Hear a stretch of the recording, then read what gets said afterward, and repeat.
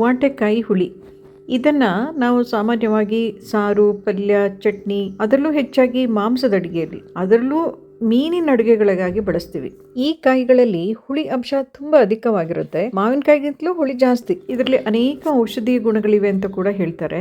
ಬಾಣಂತಿಯರಿಗಂತೂ ಬಳಸುವಂಥ ಹುಳಿಗಳಲ್ಲಿ ಇದನ್ನೇ ಮುಖ್ಯವಾಗಿ ನಮ್ಮ ಮಲೆನಾಡು ಸೈಡಲ್ಲಿ ಬಳಸ್ತಾರೆ. ಈಗ ಈ ವಾಟೆಕಾಯಿ ಮರ ಆಗಿರ್ಬೋದು, ಅದರ ಕಾಯಿ ಆಗಿರ್ಬೋದು, ಮತ್ತು ಈ ಕಾಯಿಗಳಿಂದ ಹುಳಿ ತಯಾರಿಸೋದು ಮತ್ತು ಈ ಹುಳಿಯನ್ನು ಹೇಗೆ ಬಳಸೋದು ಅನ್ನೋದ್ರ ಬಗ್ಗೆ ಕೆಲವೊಂದು ವಿಷಯಗಳನ್ನ ಹೇಳ್ತೀನಿ. ಈ ಹುಳಿಯನ್ನು ಉಪಯೋಗಿಸಿ ಒಂದು ಸಿಂಪಲ್ ಆಗಿರುವಂಥ ಒಂದು ಸಾರನ್ನು ಕೂಡ ಮಾಡಿ ತೋರಿಸ್ತೀನಿ. ಕೊನೆವರೆಗೂ ವಿಡಿಯೋವನ್ನು ಮಿಸ್ ಮಾಡದೆ ನೋಡಿ ಮತ್ತು ನನ್ನ ಕನ್ನಡ ಮಾತುಕತೆ ಚಾನಲ್ಗೆ ಸಬ್ಸ್ಕ್ರೈಬ್ ಆಗಿ. ಆಟೋಕಾರ್ಪಸ್ ಲಕುಚಾ ಅಂತ ವೈಜ್ಞಾನಿಕ ಹೆಸರಿಂದ ಕರೆಯಲ್ಪಡುವಂಥ ಈ ವಾಟೆಕಾಯಿಯನ್ನು monkey jack or monkey fruit ಅಂತ ಕೂಡ ಕರೀತಾರೆ. ನಿತ್ಯ ಹರಿದ್ವರ್ಣ ಕಾಡುಗಳಲ್ಲಿ ಬೆಳೆಯುವಂಥ ಈ ಸಸ್ಯ ನಮ್ಮ ಕರ್ನಾಟಕದ ಪಶ್ಚಿಮ ಘಟ್ಟಗಳಲ್ಲಿ ಕಂಡುಬರುತ್ತೆ. ಕೊಪ್ಪ, ಶೃಂಗೇರಿ, ತೀರ್ಥಹಳ್ಳಿ ಈ ಭಾಗಗಳಲ್ಲಿ ಹೆಚ್ಚಾಗಿ ಕಂಡುಬರುವಂಥ ಈ ಮರವನ್ನು ಈಗಲೂ ಕೂಡ ನಾವು ಅಲ್ಲಲ್ಲಿ ಕಾಣ್ಬೋದು.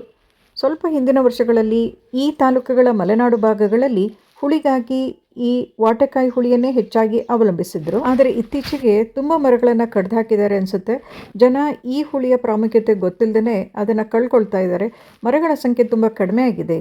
ಈ ಹುಳಿಯನ್ನು ಬಳಸೋರ ಸಂಖ್ಯೆ ಕೂಡ ತುಂಬ ಕಡಿಮೆ ಆಗಿದೆ ಅಂತ ನನಗನ್ಸುತ್ತೆ. ನಾನೀಗ ನಿಮಗೆ ತೋರಿಸ್ತಾ ಇರೋಂಥ ಮರ ಇರೋದು ನನ್ನ ಚಿಕ್ಕಮ್ಮನ ಮನೆಯ ಎದುರುಗಡೆ ಇರುವಂಥ ತೋಟದಲ್ಲಿರೋದು. ಈ ಮರ ಏನು ಭಾರಿ ದೊಡ್ಡಕ್ಕೆ ಬೆಳೆದಿಲ್ಲ. ಈ ಮರದಲ್ಲಿ ಈ ವರ್ಷ ಕಾಯಿಗಳು ಬಿಟ್ಟಿಲ್ವಂತೆ. ಹೋದ ವರ್ಷ ಸ್ವಲ್ಪ ಕಾಯಿ ಬಂದಿತ್ತು ಅಂತ ನಮ್ಮ ಚಿಕ್ಕಮ್ಮ ಹೇಳ್ತಾ ಇದ್ರು. ಏಪ್ರಿಲ್, ಮೇ, ಜೂನ್ ಈ ಸಮಯದಲ್ಲಿ ಹೆಚ್ಚಾಗಿ ಈ ಕಾಯಿಗಳನ್ನು ಕಟಾವು ಮಾಡುವಂಥದ್ದು. ಇದು ಒಣಗಿರುವಂತಹ ಉಪಯೋಗಿಸ್ಲಿಕ್ಕೆ ತಯಾರಾಗಿರುವಂಥ ಹುಳಿ. ಈಗ ಈ ವಾಟೆಕಾಯಿಗಳನ್ನು ಹುಳಿಯಾಗಿ ಮಾಡೋದು ಹೇಗೆ ಅಂತ ಹೇಳ್ತೀನಿ ನೋಡಿ. ವಾಟೆಕಾಯಿಗಳು ನೋಡಲಿಕ್ಕೆ ಮೇಲ್ಗಡೆಯಿಂದ ಹಸಿರಾಗಿ ಮತ್ತು ಒಳಗಡೆಯಿಂದ ಬೆಳ್ಳಗಿರ್ತವೆ. ಈ ಕಾಯಿಗಳನ್ನ ತಂದು ಮೊದಲು 4 ತುಂಡುಗಳಾಗಿ ಕತ್ತರಿಸಬೇಕು. ನಂತರ ಸ್ವಲ್ಪ ನೀರಿಗೆ ಇದನ್ನು ಹಾಕಬೇಕು ಸ್ವಲ್ಪ ಹೊತ್ತು. ಯಾಕೆಂತ ಹೇಳಿದ್ರೆ ಅದ್ರ ಸ್ವಲ್ಪ ಬಿಳಿ ಮೇಣ ಇರುತ್ತೆ.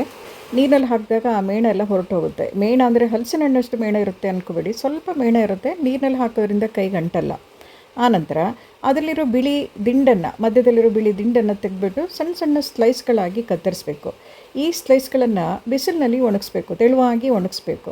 4 ಅಥವಾ 5 ದಿನ ಒಣಗಿಸ್ಬೇಕಾಗುತ್ತೆ. ನಿಧಾನವಾಗಿ ಈ ಸ್ಲೈಸ್ಗಳ ಬಣ್ಣ ಕಂದು ಬಣ್ಣಕ್ಕೆ ತಿರುಗ್ತಾ ಬರುತ್ತೆ. 4 ಅಥವಾ 5 ದಿನಗಳಷ್ಟು ಹೊತ್ತಿಗೆ ಇದು ಈ ಬಣ್ಣಕ್ಕೆ ಬಂದಿರುತ್ತೆ.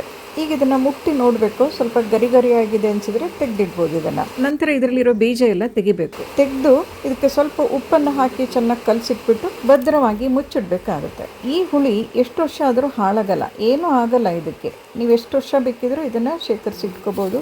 ಯಾವಾಗ ಬೇಕಾಗುತ್ತೋ ಆವಾಗ ಬಳಸ್ಕೋಬೋದು. ಯಾವುದಾದ್ರೂ ಬಾಟ್ಲಿ ಅಥವಾ ಭರಣಿಗಳಲ್ಲಿ ಇದನ್ನು ಶೇಖರಿಸಿಟ್ಕೊಂಡು ಅಡುಗೆ ಮನೆಯಲ್ಲಿ ನಾವು ಸಾಮಾನ್ಯವಾಗಿ ಬಳಸುವಂಥ ಮಾವಿನಕಾಯಿ ಹುಳಿ ಅಥವಾ ಹುಣಸೆ ಹಣ್ಣಿನ ಬದಲಾಗಿ ಈ ಹುಳಿಯನ್ನು ನಾವು ಬಳಸ್ತಾ ಹೋಗ್ಬೋದು. ಮಾವಿನಕಾಯಿ ಹುಳಿ ಹುಣಸೆ ಹಣ್ಣಿನ ಹುಳಿಗಿಂತಲೂ ಇದರಲ್ಲಿ ಸ್ವಲ್ಪ ಜಾಸ್ತಿನೇ ಹುಳಿ ಇರುತ್ತೆ. ನಾನೀಗ ಈ ಹುಳಿಯನ್ನು ಹೇಗೆಲ್ಲ ಉಪಯೋಗಿಸ್ಬೋದು ಹೇಳ್ತೀನಿ.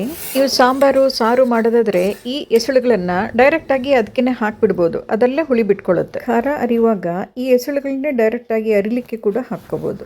ಪಲ್ಯಕ್ಕೂ ಕೂಡ ಈ ಎಸಳುಗಳನ್ನೇ ಡೈರೆಕ್ಟಾಗಿ ಹಾಕ್ಬೋದು.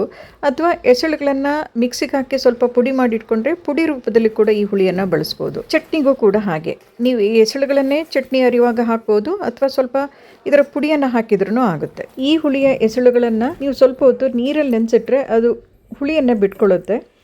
ಹುಳಿಯಾಗಿರೋ ನೀರನ್ನು ಕೂಡ ನೀವು ಬಳಸ್ಕೋಬೋದು. ಅಂದರೆ ಈ ವಾಟೆ ಹುಳಿಯ ಎಸಳುಗಳನ್ನು ನೀವು ನೇರವಾಗಿ ಬಳಸ್ಬೋದು ಅಥವಾ ಪುಡಿ ಮಾಡಿಟ್ಕೊಂಡು ಪುಡಿ ರೂಪದಲ್ಲಿ ಕೂಡ ಬಳಸ್ಬೋದು. ಈ ಹುಳಿ ಆರೋಗ್ಯಕ್ಕೆ ತುಂಬ ಒಳ್ಳೆಯದು, ಅಡುಗೆಗೆ ತುಂಬ ರುಚಿ ಕೊಡುತ್ತೆ, ದೇಹವನ್ನು ತಂಪಾಗಿಡುತ್ತೆ ಅಂತ ನಮ್ಮ ಹಿರಿಯರು ಹೇಳ್ತಾರೆ. ನಮ್ಮೂರ ಕಡೆ ಒಂದು ಫ್ಯಾಮಿಲಿಯ ಯಾವುದಾದ್ರೂ ಒಂದು ಮನೆಯಲ್ಲಿ ಈ ಹುಳಿ ಇದ್ದರೆ ಸಾಕು, ಎಲ್ಲರ ಮನೆಗೂ ಆ ಹುಳಿ ಹೋಗುತ್ತೆ, ಎಲ್ಲರೂ ಹಂಚ್ಕೋತಾರೆ. ಹುಳಿ ಸಿಕ್ಕಿದರೆ ಯಾರೂ ಬಿಡಲ್ಲ. ನಮಗೆಲ್ಲ ಇದು ತುಂಬ ಇಷ್ಟ ಆಗುವಂಥ ಒಂದು ವಸ್ತು ಆಗಿರುತ್ತೆ. ಆದರೆ ಈಗಿನ ಹೊಸ ಪೀಳಿಗೆಯವರು ಇದರ ಬಗ್ಗೆ ಸರಿಯಾಗಿ ತಿಳ್ಕೊಳ್ಳದೆ ಇರೋದರಿಂದ ಅಷ್ಟೊಂದು ಇಷ್ಟಪಡಲ್ಲ. ಆದರೆ ಒಂದು ಬಾರಿ ಇದನ್ನು ಅವರು ಉಪಯೋಗಿಸ್ಕೊಂಡು ಇದ್ರ ಬಗ್ಗೆ ತಿಳ್ಕೊಂಬಿಟ್ರೆ ಮುಂದೆ ತುಂಬ ಇಷ್ಟಪಡ್ತಾರೆ ಅಂತ ನನಗನ್ಸುತ್ತೆ. ನಾನೀಗ ಈ ಹುಳಿನ ಉಪಯೋಗಿಸಿ ಒಂದು ಸಿಂಪಲ್ ಆಗಿರೋಂಥ ಒಂದು ರುಚಿಕಟ್ಟಾದ ಸಾರನ್ನು ಮಾಡಿ ತೋರಿಸ್ತೀನಿ ನೋಡಿ. ನಾನು ತಗೊಳ್ಳೋದು ಕೆಲವು ವಸ್ತುಗಳು. ವಾಟೆ ಹುಳಿ ಜೊತೆಗೆ ಬೆಳ್ಳುಳ್ಳಿ, ಎಣ್ಣೆ ಅಥವಾ ತುಪ್ಪ, ಉಪ್ಪು, 1 ಮೆಣಸಿನ್ಕಾಯಿ, ಕಾಳುಮೆಣಸಿನ ಪುಡಿ, ಸಾಸಿವೆ, ಜೀರಿಗೆ, ಬೇಕಿದ್ದರೆ ಸ್ವಲ್ಪ ಬೆಲ್ಲ. ಇಷ್ಟೇ.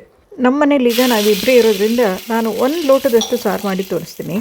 ಈ 1 ಲೋಟ ಸಾರಿಗೆ ನಾನು ತಗೊಳ್ಳೋದು 4 ರಿಂದ 5 ಎಸಳು ವಾಟೆ ಹುಳಿ, 2 ಬೆಳ್ಳುಳ್ಳಿ ಎಸಳು, 1 ಕೆಂಪು ಮೆಣಸಿನ್ಕಾಯಿ, ಒಂದು ಸಣ್ಣ ಚಮಚ ಕಾಳು ಮೆಣಸಿನ ಪುಡಿ, ಒಂದು ಸಣ್ಣ ಚಮಚ ತುಪ್ಪ, ಸ್ವಲ್ಪ ಸಾಸಿವೆ, ಜೀರಿಗೆ, ಕರಿಬೇವು ಸೊಪ್ಪನ್ನು ಕೂಡ ನಾವು ಉಪಯೋಗಿಸ್ಬೋದು. ನಮ್ಮಲ್ಲಿ ಮನೇಲಿ ಯಾರಿಗಾದ್ರೂ ಜ್ವರ ಬಂದರೆ ಅಥವಾ ಮನೇಲಿ ಬಾಣಂತಿಯರಿದ್ದರೆ ಈ ಸಾರನ್ನೇ ಹೆಚ್ಚಾಗಿ ಮಾಡೋದು.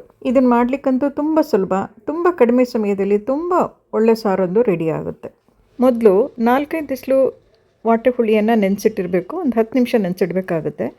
ಸಾರು ಮಾಡುವಾಗ ಸ್ವಲ್ಪ ಅದನ್ನು ಕಿವುಚಬೇಕು, ತುಂಬ ಸಣ್ಣಕ್ಕಲ್ಲ, ಸ್ವಲ್ಪ ಕಿವುಚಿದ್ರೆ ಸಾಕಾಗುತ್ತೆ.